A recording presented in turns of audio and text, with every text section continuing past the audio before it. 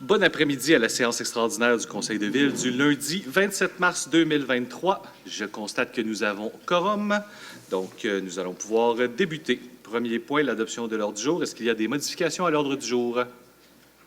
Pas de modification. C'est proposé par Mme Asselin. C'est appuyé par Mme Coulombe-Leduc. C'est adopté. Prochain point, le rapport du comité exécutif. Le comité exécutif du 24 mars 2023, la planification de l'aménagement et de l'environnement, le PA 2023-055. Il s'agit de l'autorisation de soumettre au conseil d'agglomération les deux avenants aux conventions de subvention entre la Ville de Québec, la ministre responsable de l'habitation et la Société d'habitation du Québec relativement au versement d'une subvention pour le financement de projets d'habitation. Puisque c'est agglomération, c'est proposé par Mme Vallière-Rolla, c'est appuyé par Mme Boucher. Questions, commentaires, M. Mercier. Merci, Monsieur le Président. Si vous me le permettez, Monsieur le Président, je vais scinder mon intervention en deux, car j'ai des questions avant de pouvoir me prononcer, bien évidemment. Je vous amène, Monsieur le Président, à la page 7 de 8, annexe 1, bien sûr, de la première entente signée en 2022, dont le montant est à 34 140 000 et ensuite à la page 2 de 3 du nouvel avenant au montant de 55 millions. On peut remarquer que pour 3 projets, les contributions ont doublé en seulement 1 an. Et le projet Albedo de 128 logements, la contribution est restée la même, Monsieur le Président. Alors, ma question, sur ce, pourrions-nous avoir des explications, en particulier sur les contributions doublées? Ça, c'est un. Voulez-vous répondre à la première question, puis après ça, Non, je vais je vais revenir à vous? continuer. Oui, Compte tenu parfait. que je vous ai dit, Monsieur le Président, que je l'ai scindé là, en deux, je vais y aller de façon plus synthèse. Parfait. Toujours à la page 7 de 8 de la deuxième entente. Vous parlez du sommaire suivant? Non, je suis toujours au 0,55. Là. Oui. Si vous allez à 7-8. Oui. 7 de 8 de la deuxième entente. Et page 2 de 3 de la nouvelle entente. On peut remarquer aussi que les 4 projets ont des contributions supplémentaires entre 2 et 8 millions. Vous me suivez? Alors, autre question, pourrions-nous avoir des explications, s'il vous plaît? Parfait. Merci. D'abord cela, et ensuite, je poursuivrai. Il va vous rester 1 minute 20 pour la deuxième partie. Exact. Donc, pour les 2 questions, est-ce qu'il y a réponse aux 2 questions? Madame Boucher? En fait, actuellement, les projets de logements sociaux, il y a beaucoup de modifications dans les... En fait, quand les GRT ouvrent les enveloppes, il y a une augmentation au niveau des coûts. Vous le savez, dans tout ce qui concerne l'immobilier actuellement, les coûts sont rehaussés. Donc, c'est un peu ce que vivent nos partenaires GRT actuellement.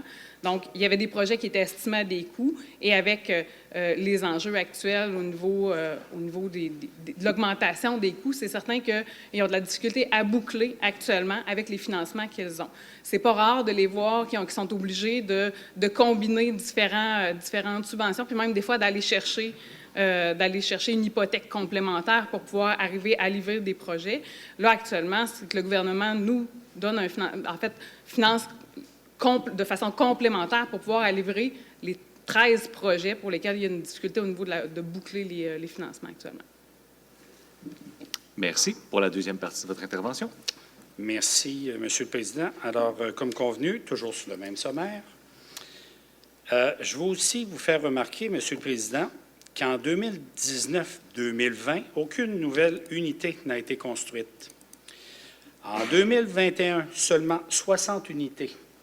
Pour les années 22 à 25, Monsieur le Président, la Ville de Québec, avec la SHQ, la Société d'habitation du Québec, a prévu de livrer 963 nouvelles unités sur un objectif de 2600, dont nous étions dotés dans la nouvelle politique d'habitation 2020-2030. Monsieur le Président, question, et je termine sur ce.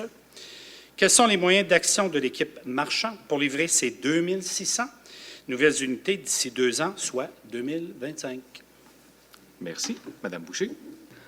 Bon, les objectifs, en fait, demeurent les mêmes. Avec la vision de l'habitation, nos objectifs, c'est 500 nouveaux logements sociaux et communautaires par année. Ça, on ne change pas.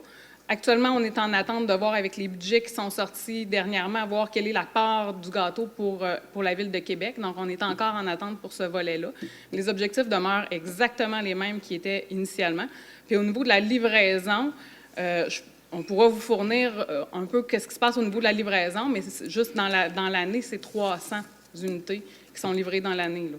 Donc, actuellement, ça continue à avancer quand même. On a des projets qui sont en livraison. Là, aujourd'hui, ce qu'on veut voter, c'est s'assurer que ces 13 projets-là, qui sont en cours actuellement, soient livrés dans les temps, parce qu'on a la chance à Québec d'avoir des GRT, des partenaires qui livrent, qui sont capables de... On a un beau tissu qui permet vraiment d'arriver à livrer en fonction de ce qu'ils reçoivent comme financement. Donc, nos besoins sont les mêmes.